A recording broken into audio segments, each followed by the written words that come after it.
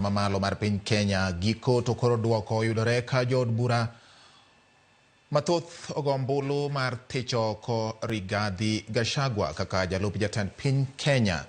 Ma en sigana ma piny Kenya obedo godo nyaka ne puodh kendo kal chike ma 2010 ma bende iluongo ni The Constitution 2010 mane omiyo chike ma pacho ka oloki kendo keto ni jalup jatend piny iyiero kanyakla kod jatend piny e yiero maduong' e bwo otiko achiel.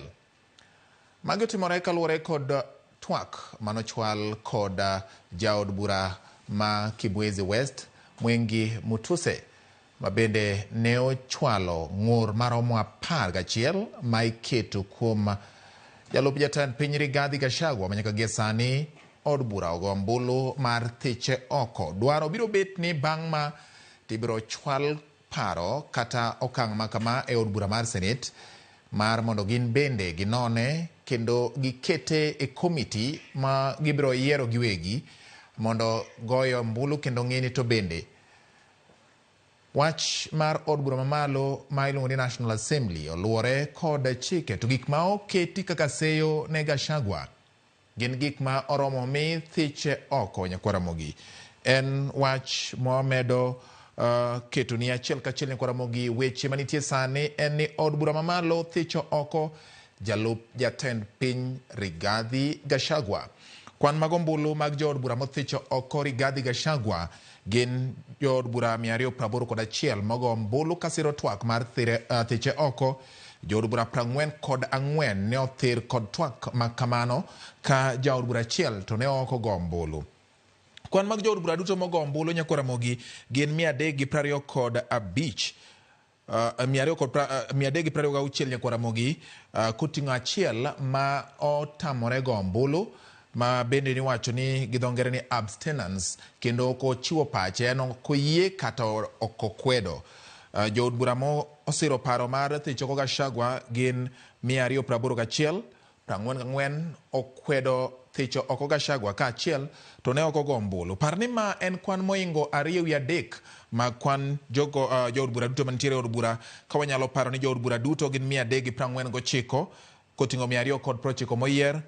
Jood bura magin jood bura mag county milongo ni women representatives 47 kod jood bura 12 ma owal. Nyakwaramogi kaluwore kod lendo mar speaker en ni od bura gombulu mar thicho oko Gachagua kendo thothgi moingo 2 ng'ado ni mondo thich oko Gachagua. Dani mondo watudre kod jafombo marwa Chris Owino ma osebedo e od bura chakre okinyi ka oluwo wachni kendo koro gie sani jood bura makwan giromo 281 osiro paro mar thicho oko Gachagua kendo gigo ombulu ma giwacho ni wan wayie.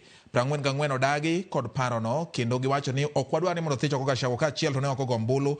Chris Owino, thuolo koro en mari mondo Nyakwaramogi owinjie ni to chakre okinyi nyaka sani od bura obedo machalo nade nikech Gachagua nitiere kod seyo 11 manoketi e wiye ka duto te jood bura maromo 281 opuodho ni seyogo gin mago moromo tere pacho kendo wuog e lemo mar bedo jalup jatend piny ma pacho ka. Chris, miwa kaka od bura chalo odiochieng' mangima ka bende no mi Rigathi Gachagua thuolo mar seche 2 mondo tim nende mondo ler ne jood bura gimomiyo en owuon oparo ni ok owinjo bed ni gole ofis manyaka gie sani koro chal ka gima ok onyago lemone ne en to nyago lemone od bura ahinya to jood bura mane dwani mondo thiche oko. Chris Owino, thuolo en mari.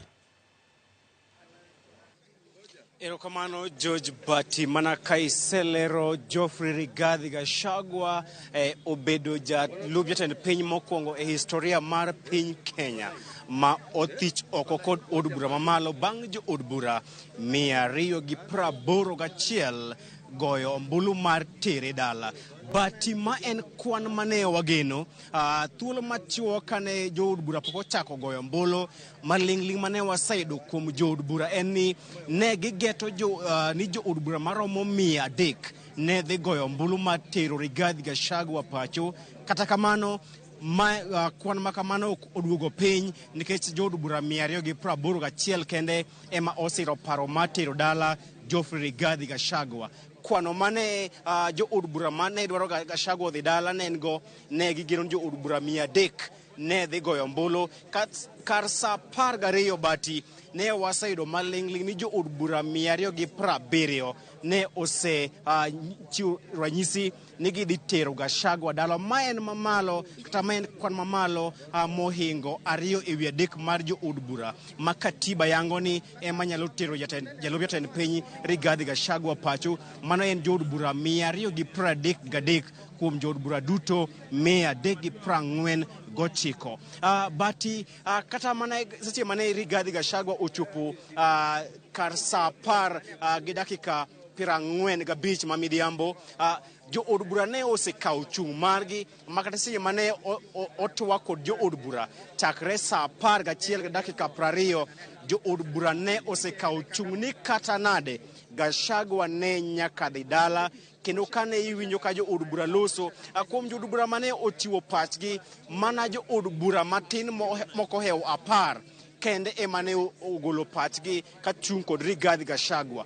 Thoth jo od bura duto ne owacho ni Gachagua nyaka dhi dala nikech mokwongo giwacho ni osebedo ka onyayo siasa mag akwede mag dhoudi. Kata kamano Gachagua ne ochung' kar tiende ka owacho ni siasa mosebedo ka owacho mar shareholding ok en mar pogo lemo ok en mar pogo mwandu ne pacho kae, to en mar pogo lemo mag telo ne duond buche mane oloso riwruok mar Kenya Kwanza, kama bende ne otemo nyiso jo od bura ni kata mana spika mar od bura Moses Masika Wetangula ne oyudo lemo mar spika mar od bura kaluwore kod winjruok mane oket e kind duond buche mag riwruok mar Kenya Kwanza mane owacho ni en wach mar shareholding kata piny owacho mar jokanyo. Bende owacho ni jo od bura ni osebedo ka owacho weche manyiso achaya ne jatend piny William Ruto. Ne owacho ni en gima ne odagi en wach mar daro oganda gi thuon, daro joma odak e genga aora ma Nairobi kata Nairobi River gi thuon ma ok sirikal omiyogi kuonde ma gidhi dakie kaluwore kod katiba. Bende ne othir kod jo od bura mawacho ni osebedo ka onyiso osayo migepe mag sirikal, migepe mochung' kar kendgi kaka bad migawo mochung' ne ng'weyo maling'ling kata National Intelligence Service moloyo director mare Nurdin Haji. Ne onyiso jo od bura kokale kanda mar video ni kata mana jatend piny William Ruto kane pod en jalup jatend piny ne oseyo director machon mar bad migawo mochung' ne mochung' ne mang'weyo maling National Intelligence Service mano e kinde mokalo. Kaachiel be ne oseyo ogai mar obila machon Hilary Mutyambai ka owacho ni gik motimo sani gin gik mane osomo kuom jatende William Ruto mar seyo jok manie serikal, mar seyo bad migepe kopono ok gitiyo tijgi. Owacho ni mane gik mane osomo kendo ne osomo kowuok kuom jatende William Ruto. Bati en ni jo od bura kane ing'i jo od bura mag Azimio, jo od bura mag ODM, jo od bura mag Kenya Kwanza ne ochan twak makawuono e yo mar neno ni jo od bura mawuok e gwenge mag Masawa ne okomigi thuolo mar mondo gigol pachgi. Jo od bura mawuok e hoho mar Okak ne okomigi thuolo mar mondo jo od bura matin kene mane omi thuolo mar golo pachgi kaka yo mar neno ni ok othugi kod jopiny. Kendo mano ne wapimo jo od bura tang'o miyo ne ma otim e yo ma dhi kamano. Ne en yo mar neno ni jo od bura mawuok e gwenge mag Masawa ok othu kod jopiny e kinde ma gigolo pachgi. Mano e gima dhi nyime. Gima timre en ni jo od bura ne osekawo chung', kendo gima ne giwacho en kata biro mar Gachagua ne ok dhi kelo ber, ne ok dhi rese, mana kane jale kweth jo od bura mathoth e od bura mano Silvanus Osoro ne osenyisowa lwet Nyasaye kende ema ne nyalo reso Rigathi Gachagua. Ne gisechung' ni Gachagua nyaka dhi dala, kendo en gima ne jo od bura osewacho kata jatend piny William Ruto ne dak lok pachgi. Nyaka sani jo od bura sani wuok oko, to gima timre kaka Bati en mana mor. Jo od bura mor, kendo kineno kata jotend jo od bura mane loso en ni ma en gima ne gitimo mar golo siem ne Rigathi Gachagua ni od bura nigi teko kendo ne gigolo magitimo manyiso Gachagua ni jatend piny William Ruto ema pod nigi teko kendo ok ginyal tiyo kod ng'at mang'ise achaya, ok ginyal siro jatelo ma giwacho ni nyayo weche mag mibadhi, weche ma ok kwed kod Rigathi Gachagua e kinde mane ochopo kakae. Koro bati gima timore en ni chenro jo od bura osetieko margi kendo ne wageno ni jo od bura dhi goyo ombulu e wi seyo 11 duto mitudogo Gachagua. Kata kamano Spika mar od bura ne ong'ado ni jo od bura luto ombulu e wi paro mar thiro Rigathi Gachagua e okang' achiel e kaka gichopo e nyim od bura mar senators ma biro goyo ombulu e wi seyo ka seyo kuom seyo duto 11. Kaluwore kod chik, Spika mar od bura Moses Masika Wetangula koro ni kod ndalo ariyo mar ndiko ne Spika mar od bura mar Senate Amason Kingi mar nyise ni od bura othich oko Rigathi Gachagua. Bang' Amason Jeffa Kingi, Spika mar od bura mar Senate, yudo barua makamano kuom Moses Masika Wetangula en e bwo ndalo 7 odhi chuogo aput moyiedhi mar jokanyo 11. Aput makamae dhi winjo kendo nono seyo duto mitudogo Gachagua e bwo ndalo 10. E kinde ma gidhi winjo bura makamano, gidhi luongo Gachagua kendo mar mondo ochop e od bura mar Senate mar duoko penjo kendo chiwo chung' mare kaluwore kod seyo 10 ma iseye. Bang'e to senators biro yudo thuolo mar goyo ombulu, kama ler mwaseyudo en ni senators biro goyo ombulu e wi seyo duto 11 mopogore kod ka od bura timo kawuono. Gin gibiro goyo ombulu e wi seyo 11 duto.